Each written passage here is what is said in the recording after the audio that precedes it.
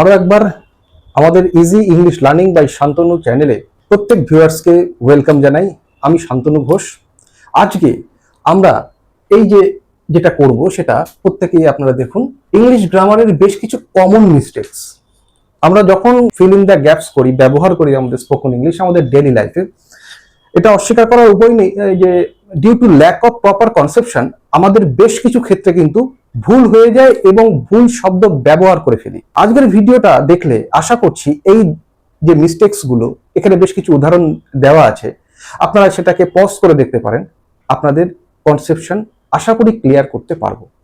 ভিডিওটা স্কিপ করবেন না, সঙ্গে থাকুন। ভালো লাগলে অবশ্যই বন্ধুদের মধ্যে শেয়ার করুন। দেখুন, প্রত্যেকটার পাশে বেশ কিছু শব্দ দেওয়া আছে। মাচ, মেনি কোথায় আমরা ব্যবহার করব, কখনো সিন্স ফর ব্যবহার করব, এ এন্ড ব্যবহার করব, গুড ওয়েল ব্যবহার করব, দেন ব্যবহার করব, ইউ আর বা ইউ আর এরকম ব্যবহার করব। এবার এর আগে আমাদের এই যে শব্দগুলো থাকবে সেই শব্দগুলো সম্পর্কে একটু জেনে নিই, তাহলে আমরা বাকি যে পাশের অংশগুলো সেটা সহজেই করতে পারবো। মাচ এবং মেনি দুটোই কখন ব্যবহার করব?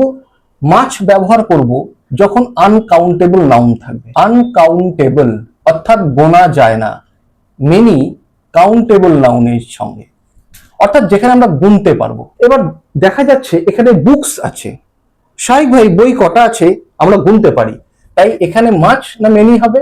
মেনি। তাহলে কনসেপশনটা ক্লিয়ার করে নাও।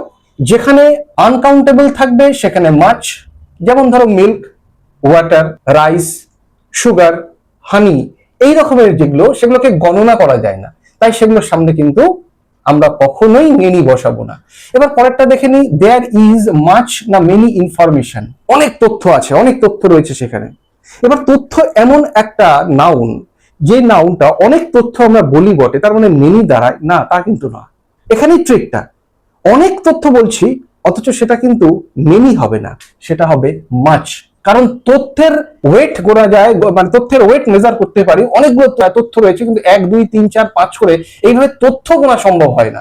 তথ্যগুলো আসতে পারে, একের পর আসতে পারে, তাই এখানে আনকাউন্টেবল নাউন, এটা হবে মাচ।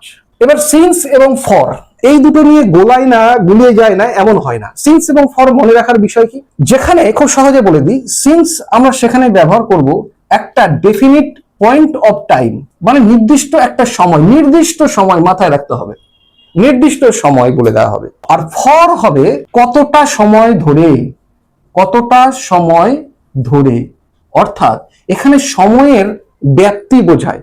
ফর মানে সময়ের ব্যাপ্তি, কতটা সময় ধরে সেখানে ফর। আর অতীতকালেরই কোনো ঘটনা একটা কন্টিনিউয়েশন হয়ে আসছে, যেখানে একটা নির্দিষ্ট পয়েন্ট অফ টাইম, সেখানে আমরা সিন্স ব্যবহার করব। তাহলে দেখি কি বলছে এখানে, I have been living here, আমি এখানে বসবাস করে আসছি 2020। তাহলে একটা নির্দিষ্ট সময় বলছে, তাহলে কোনটা ব্যবহার করব?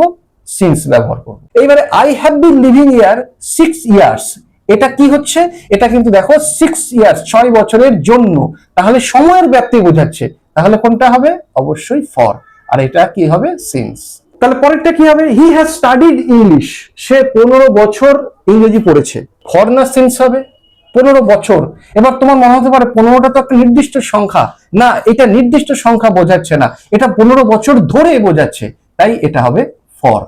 এটা খুব গড়বড় হয় কিন্তু সিন্স এবং ফর। সিন্স তখনই যখন নির্দিষ্ট করে সময় থাকবে তখনই সিন্স, আর যখন সময়ের প্রসারতা, সময়ের ব্যাপ্তি বোঝাবে তখন হবে ফর। এইবারে দেখি তো এ এবং এন, এইটা একটা সদাবহার জিনিস যেটাতে ভুল হয়। হি রিডস ইন ইউনিভার্সিটি, তাহলে ইউ আছে, স্বাভাবিকভাবে দেখে মনে হবে যে এটা ভাওয়েল আছে, তাহলে এন বসাই। কেন হবে না? এন হবে না, এটা হবে এ। কেন হবে? এখানে একটা নিয়ম মাথায় রাখতে হবে, একবার নোট ডাউন করে নাও, একবারে প্রাইমারি স্টেজের পড়াশোনা। ভাওয়েলের উচ্চারণ যখন ইউ বা ওয়ার মতো হবে তখন তার সামনে আমরা এন বসাবো না, বসাবো এ। যেমন যদি বলি this is an 1 rupee note, বলবো না this is a 1 rupee note. এই ওয়া আসছে কখনো ইউ, তাহলে ইউনিভার্সিটি, যেহেতু ইউনিভার্সিটি ভাওয়েলের উচ্চারণ A E I O U vowel, এই ভাওয়েলের উচ্চারণ যখন কি হবে? ইউ বা ওয়ার মতো হবে, তখন আমরা ব্যবহার করব ই। ঠিক সেমনি করে he reads in a university. ঠিক তেমনি করে দেখো, it is useful book, use, তাহলে ইউ আসছে, তাহলে হবে এ। এটা কিন্তু এগুলো জানাটা খুব জরুরি। এবার হি হ্যাজ ড্যাশ আমব্রেলা, এখানে কিন্তু ইউ বা ওয়ান মতো উচ্চারণ আসছে না। একেবারে পিওর ভাওয়েল সাউন্ড, তাহলে এই ক্ষেত্রে আমরা ভাওয়েল থাকলে কি বসাই? এন বসাই। এরপরে আরো একটা সদাবহার ভুল হওয়ার জায়গা, গুড বা ওয়েল। গুড মানেও ভালো, ওয়েল মানেও ভালো, তাহলে হি সিংস গুড বসাবো না হি সিংস ওয়েল বসাবো? এবার এই জায়গাটা বুঝতে হবে কিভাবে, যে গুড হচ্ছে একটা অ্যাডজেক্টিভ। অ্যাডজেক্টিভ কার আগে বসে? অ্যাডজেক্টিভ নাউনের আগে বসে। ওয়েল হচ্ছে একটা অ্যাডভার্ব। অ্যাডভার্ব কাকে কোয়ালিফাই করে? ভার্বকে কোয়ালিফাই করে। তাহলে চলে এসে এখানে কি বলছে? হি সিংস, সে গান করে, এটা ভার্ব। কেমন গান করে? ভালো গান করে। তাহলে ভার্বকে কেমন দিয়ে প্রশ্ন করলে ভার্ব, অ্যাডজেক্টিভ এবং আরো একটা অ্যাডভার্বের দোষগুণ অবস্থা ইত্যাদি বোঝালে সেটা হয় অ্যাডভার্ব। তাহলে ভার্বকে যদি আমরা কেমন দিয়ে প্রশ্ন করি, তার দোষগুণ বোঝার চেষ্টা করি, তাহলে সেটা হবে অ্যাডভার্ব। এখানে গুডটা হচ্ছে অ্যাডজেক্টিভ আর এটা হচ্ছে অ্যাডভার্ব, এটা অ্যাডভার্ব। তাহলে এখানে কোনটা হবে? অ্যাডভার্ব হবে। তাহলে অ্যাডভার্ব হলে এখানে হবে ওয়েল। আরো একটা বিষয়, গুড হলে তারপরে নিশ্চয়ই একটা নাউন থাকতো, যেমন he is a good boy. দেখো বয়টা হচ্ছে নাউন, এই বয়টাকে কোয়ালিফাই করছে এই গুড দিয়ে। আমরা জানি যে শব্দ নাউনকে কোয়ালিফাই করে সেটা হচ্ছে অ্যাডজেক্টিভ, কিন্তু এখানে এটা অ্যাডজেক্টিভ হবে না, কারণ এটা ভার্বকে কোয়ালিফাই করছে। এটা মাথায় রাখতে হবে, এটা কিন্তু অনেকেরই ভুল হয়, কনসেপশনটা ভুল থাকে। এবারে আসছে দেখো, আই নো ইয়োর নেম না ইউ আর। এবার মনে রাখতে হবে এবার কোনটা কি। ইয়োর হচ্ছে তোমার, র বিভক্তি, এটা একটা পজেসিভ কেস, পজেসিভ অধিকারে থাকা। ইয়োর পেন, মাই পেন, এই যে ইয়োর।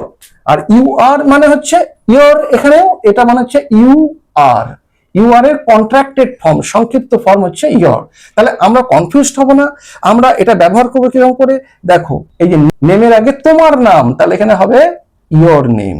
আশা করি বুঝতে পারছো। এবার ইয়োর কখন হবে? You are a gentleman.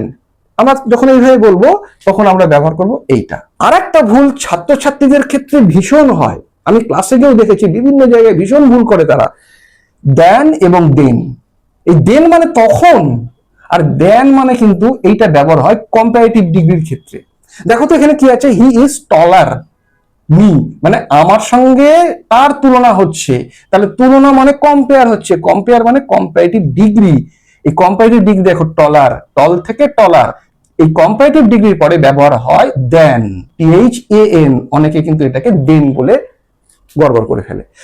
তোমরা এই ভিডিওটা দেখতে পজ করে যেখানে যেগুলো আছে সেগুলো করতে পারো। আরো ওয়ার্কশিট দেওয়া থাকবে, তোমরা ভালো লাগলে অবশ্যই এটাকে ফলো করো এবং বন্ধু বান্ধবদের মধ্যে ছড়িয়ে দিও, যাতে করে এই চর্চাটা আরো বাড়তে থাকে। ভালো থেকো। আরো একটা নতুন ভিডিও নিয়ে আমরা উপস্থিত হব। ভালো কথা, আমার একটা ফেসবুক পেজও আছে, easy English learning by Shantanu, এবং ইউটিউব চ্যানেলও আছে।